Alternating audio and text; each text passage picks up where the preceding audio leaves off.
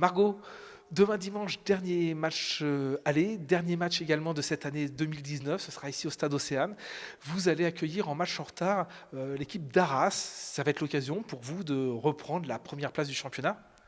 Bah oui, en cas de victoire, on reprend un point et on termine première du championnat à mi-saison. Donc c'est un objectif. Mais on sait que Arras est une très belle équipe, donc rien n'est fait.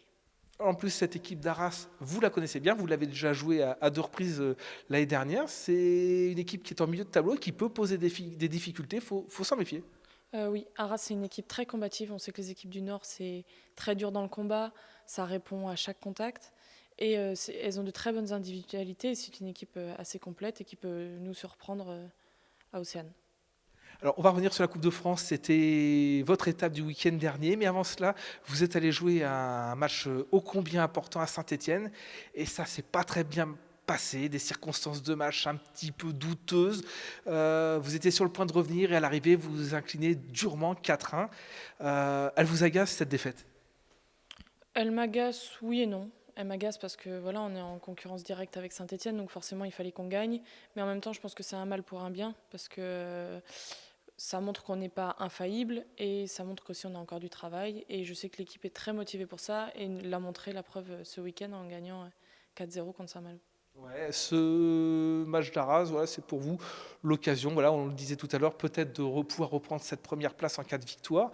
L'occasion aussi de partir l'esprit tranquille en vacances, parce que derrière, il va y avoir une très belle affiche contre Soyaux en Coupe de France.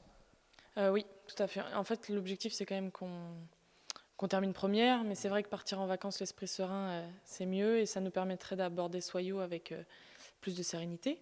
Mais je ne doute pas qu'on gagnera ce match contre Arras. Alors, Soyaux, un petit mot, on va déjà s'avancer sur ce premier gros rendez-vous de l'année 2020, match de Coupe de France contre une équipe de D1, Soyaux.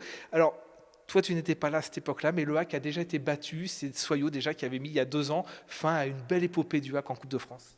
Oui, c'était il y a 2 ans. Les filles m'ont dit qu'elles s'en souvenaient encore et qu'elles voulaient prendre leur revanche cette année.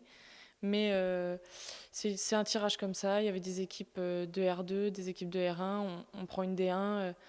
C'est la magie de la coupe et on peut créer la surprise et pourquoi pas éliminer Soyaux. Ce serait Ouais. beau. C'est pas mal parce que Soyaux, c'est une équipe qui a de l'expérience, c'est une des plus anciennes équipes de D1. Ça va être l'occasion un petit peu de vous jauger. Vous ambitionnez de monter en D1, c'est l'occasion de vous jauger par rapport à une équipe de D1.